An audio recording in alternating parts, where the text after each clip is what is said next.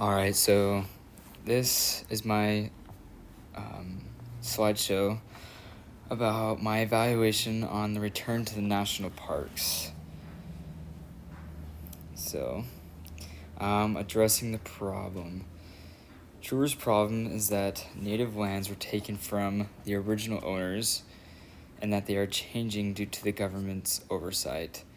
He does this throughout the entire essay, bringing up past violations the U.S. government has made towards Native Americans and their lands. Truer begins with the Mariposa Battalion and the extremely harsh treatments of the Miwok tribe. He then continues with many similar events where Native Americans were forced off their lands. For example, Ogallala Lakota Colonel John Chivington Massacre and much more.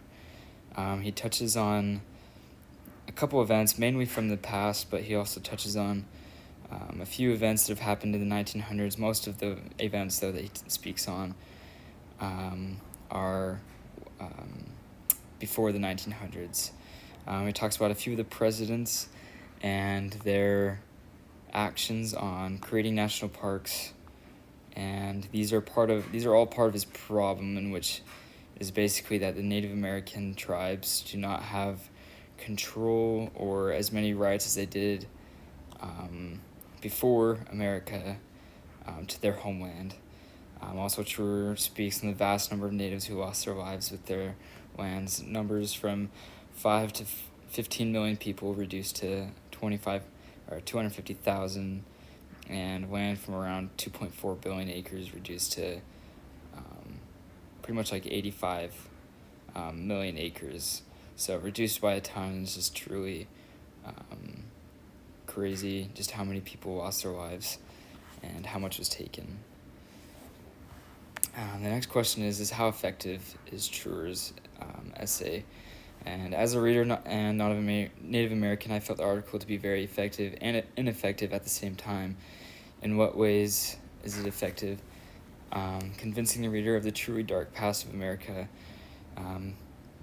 Truer's article was very effective at bringing feelings of sadness towards the Native American people who were treated so harshly, and feelings of anger towards those who treated the Native Americans in such harsh, horrible ways. And the ways that I feel like it wasn't effective or ineffective was the following. While bringing up remorse and sadness for how the Native Americans lost their lands, it does not support how transferring complete ownership of the lands would be beneficial. A few references were made to how the land has changed after being stolen by the Americans, but only one reference to today on how lands are being degraded.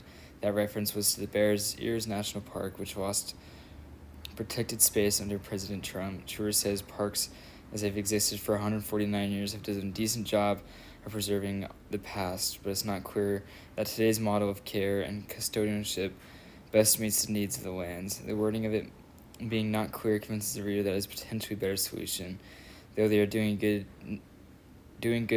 now, it could be better, is not a strong convincer to the reader.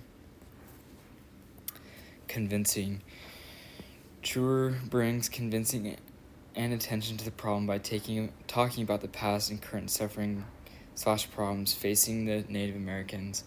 Most of the points Truer makes are based off events that happened before and during the very early 1900s. There are few points about the problems facing Native Americans now, like access to hunting / living on national parks. Points about not being able to hunt or access lands is also brought up by many others, not just Native Americans, so the debate becomes more about race than anything else. Many would agree with the idea that you do not fight racism with racism. Granting rights to one based off race is discrimination against another is a definition of racism. The best convincing arguments Truer has that of religious freedom and that Native tribes will do much better of a job preserving our national parks.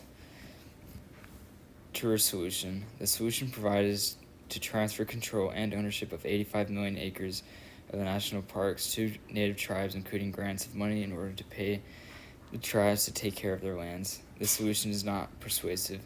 The article talks mostly about the wrongs that occurred to Native Americans, which of course were horrible to say the least, but based off this logic, Truer makes an argument that sins against Native tribes in the past should be paid by those who did not commit those crimes now.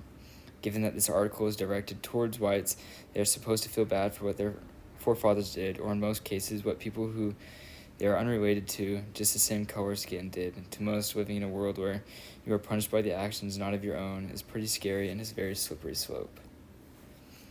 Truer's fix. The solution he proposes fixes a problem in the sense that it pays for the sins of those more than 100 years ago. Of course, the past is horrible, but to many, the point of remembering history is to learn from it, not to fix it or erase it. Racism back then, in the ways it occurred, has been pretty much done away with. Other forms have been brought to our attention, but those are not part of Truer's argument. Every person in America now is considered equal and having the same opportunity.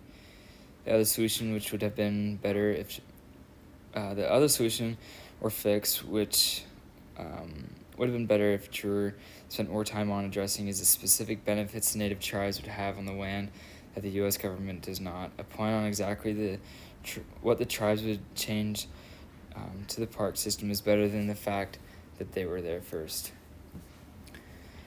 Is it applicable?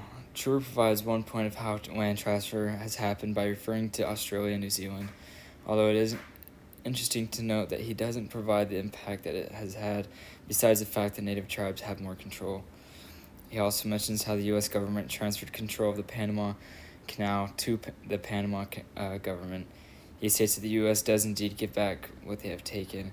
This may be a stretch to the reader, considering the canal is in a completely different country. And that's what I thought about Truer's article, although very impactful in the sense that he talks about how the Native American tribes were affected and how many Native American lives were lost and how truly tragic it was. I think that he could have done a better job by bringing up how Native American tribes would do a better job than the U.S. government at protecting and restoring our lands to how they should be. I think if he spent more time on that, then it'd be more convincing to the reader and population as a whole.